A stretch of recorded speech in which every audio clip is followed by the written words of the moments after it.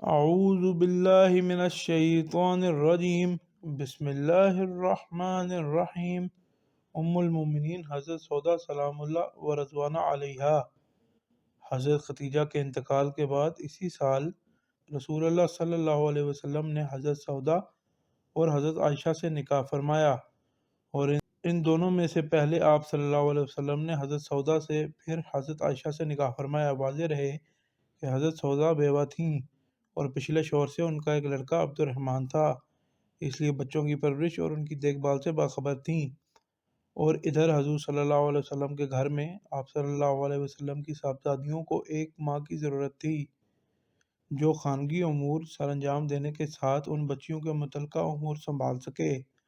اگرچہ ان میں سے حضرت رقیہ حضرت عثمان بن عفان کے نکاح میں آ کر حبشہ کی طرف ہجرت کر چکی تھیں، اور حضرت زینب بھی اپنے خالہ زاد بھائی ابو العاص بن ربیع کے ساتھ رخصتی ہو چکی تھی، مگر باقی دو صاحبزادیاں حضرت ام کلثوم اور حضرت فاطمہ حضور صلی اللہ علیہ وسلم کے ساتھ ہی گھر میں رہتی تھیں۔ چنانچہ حضرت سودا نے آپ صلی اللہ علیہ وسلم کے گھر آ کر امور خانہ داری اور بچیوں کی دیکھ بھال کو نہایت عمدہ طریقے سے سنبھالا، اور عین اس ضرورت کے وقت آپ صلی اللہ علیہ وسلم کے لیے راحت کا سبب بنی۔ نام و نسب: آپ کا اسم گرامی سودا اور کنیت ام اسود تھی۔ آپ کے والد کا نام زموہ اور دادا کا نام قیس بن آدم تھا۔ آپ کی والدہ کا نام شموس اور نانا کا نام قیس بن زید تھا۔ آپ قبیلہ قریش کے معزز گھرانے سے تعلق رکھتی تھیں۔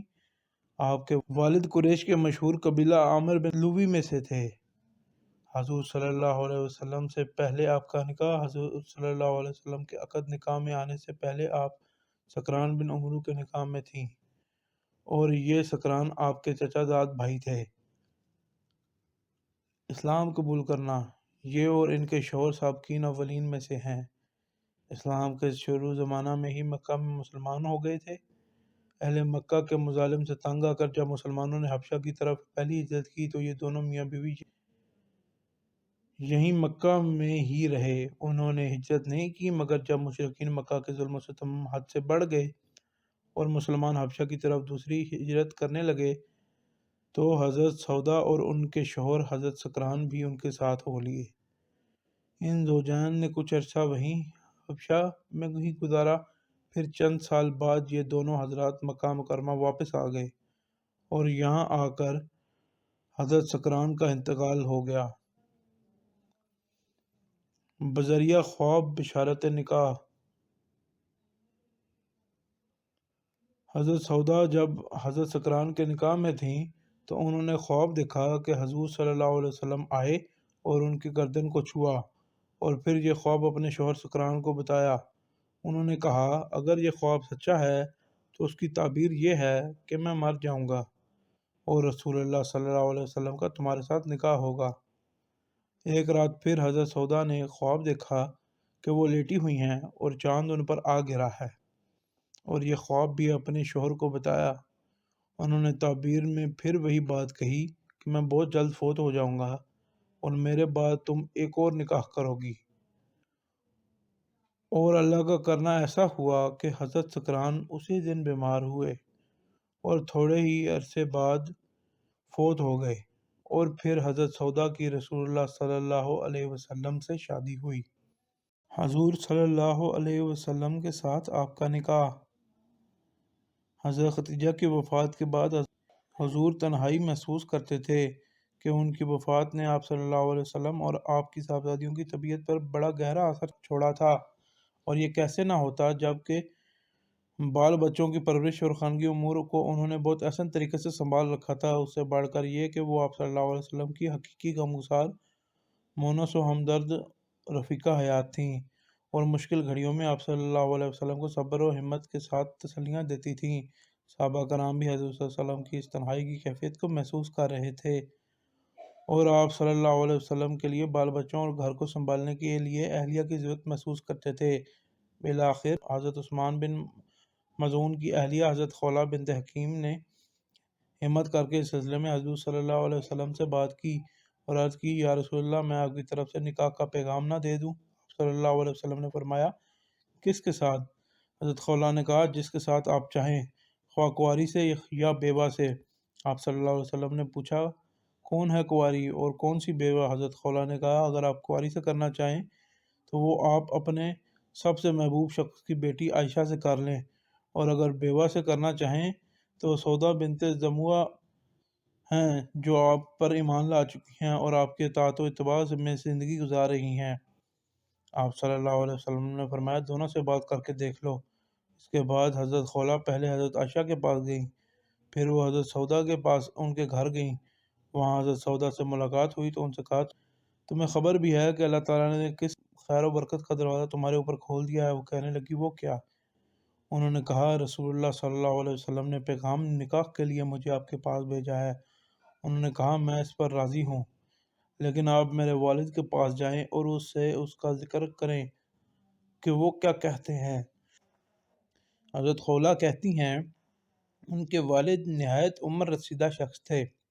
میں نے جا کر انہیں اسلامی طریقے کے مطابق السلام علیکم کے ذریعے سلام کرنے کی بجائے زمانہ جاہلیت والے طریقے کے مطابق صبح بخیر کہہ کر سلام کیا۔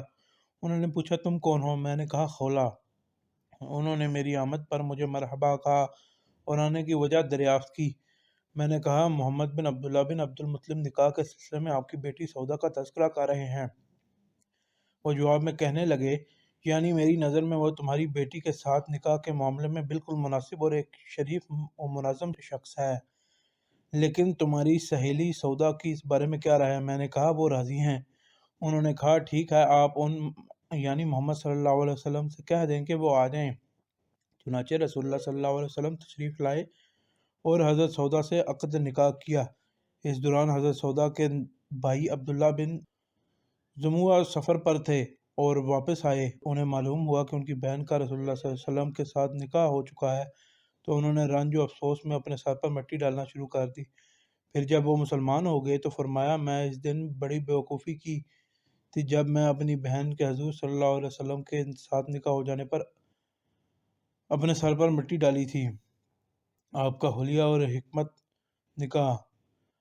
آپ سلام اللہ و رضوان علیہ کا قد لمبا تھا، جسم بھاری تھا۔ آپ صلی اللہ علیہ وسلم کے ساتھ نکاح کے وقت آپ بیوہ تھی اور پچھلے خاوند سکران سے آپ کا ایک لڑکا عبد الرحمن تھا، اور ساتھ ہی آپ عمر رسیدہ بھی تھی اور کوئی خاص حسن و جمال والی بھی نہیں تھی۔ ان سب امور کے باوجود جب آپ صلی اللہ علیہ وسلم ان کے ساتھ نکاح کو پسند فرما لیا تو قریش مکہ حیرانی کا شکار تھے اور آپس میں آپ صلی اللہ علیہ وسلم کی شادی کے بارے میں باتیں کرتے تھے۔ اور حضرت خدیجہ جیسی سردار مالدار اور منظور نظر خاتون کے بعد پھر اس عورت سے آپ صلی اللہ علیہ وسلم نے کیسے شادی کر لی؟ دراصل وہ قریش دنیوی نقطہ نظر سے دیکھ رہے تھے اور رسول اللہ صلی اللہ علیہ وسلم نے دینی مقاصد و مصالح کے پیش نظر نکاح فرمایا تھا۔ یہ حضرت سودا ایمان والی، صبر والی اور مجاہدہ کرنے والی خاتون تھی کہ انہوں نے اپنے اہل خانہ و وطن و دیس کو اپنے دین کی حفاظت کے لیے قربان کر دیا تھا۔ حفاظت ایمان کے لیے اپنا وطن چھوڑ کر حبشہ کی طرف ہجرت کر گئی اور کئی سال پردیس میں گزار دیے۔ اس کے علاوہ ان کے ساتھ شادی کرنے میں اور بھی کئی خوبی، حکمتیں اور مصلحتیں تھیں، مثلاً ایک ایمان والی عورت کی دلجوئی کرنا، شوہر کے انتقال پر تسلی کا سامان مہیا کرنا وغیرہ وغیرہ۔ زہد و تقوی اور کمال اطاعت۔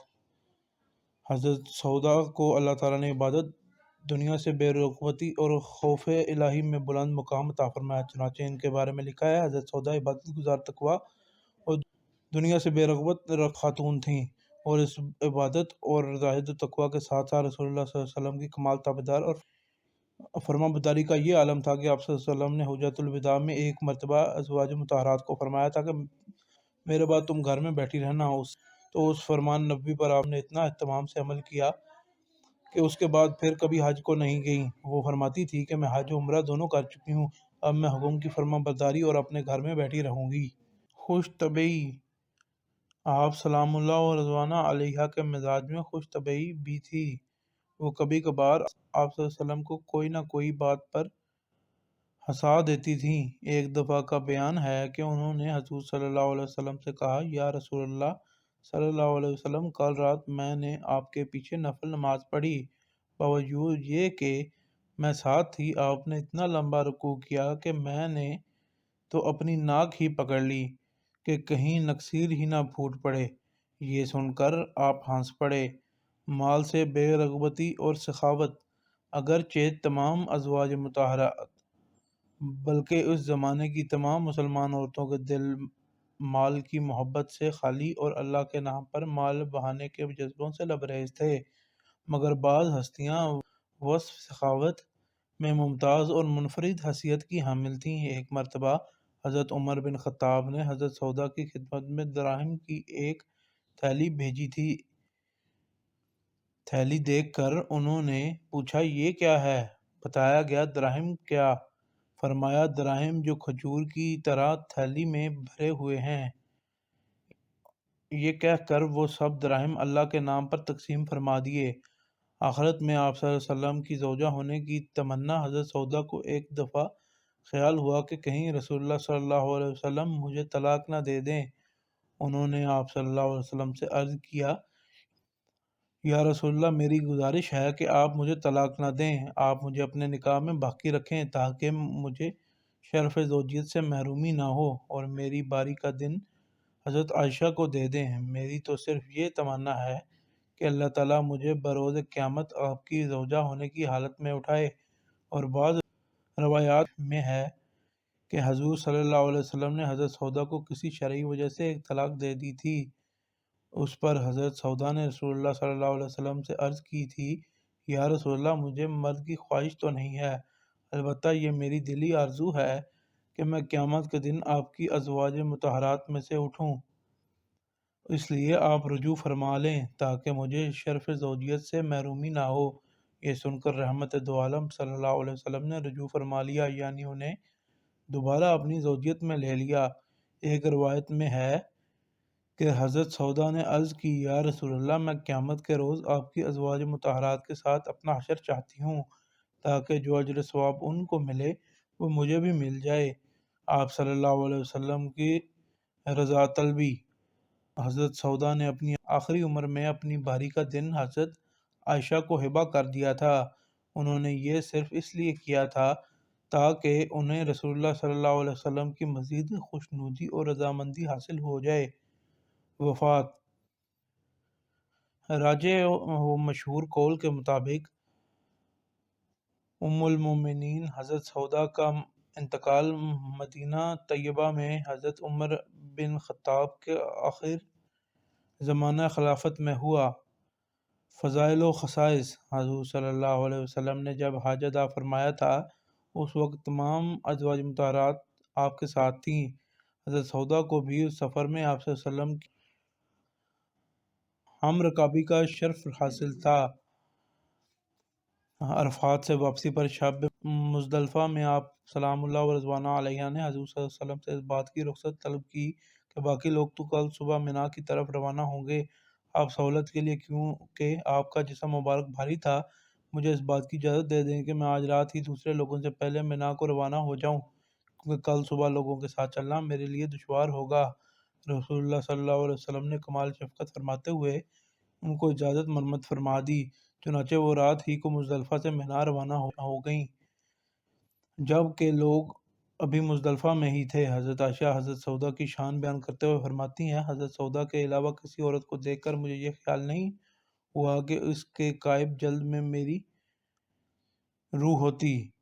ازواج مطہرات کے دلوں کی پاکیزگی کا اندازہ عائشہ کے اس قول سے ہی لگایا جا سکتا ہے کہ وہ اس میں اپنے چھوٹے پن اور اپنی سوکن کی عظمت اور ان سے اپنی عقیدت و محبت کا اظہار کتنے اچھے انداز سے کر رہی ہیں کہ کاش ان کے جسم میں میری روح ہوتی تو میری زندگی بھی خوبصورت ہو جاتی۔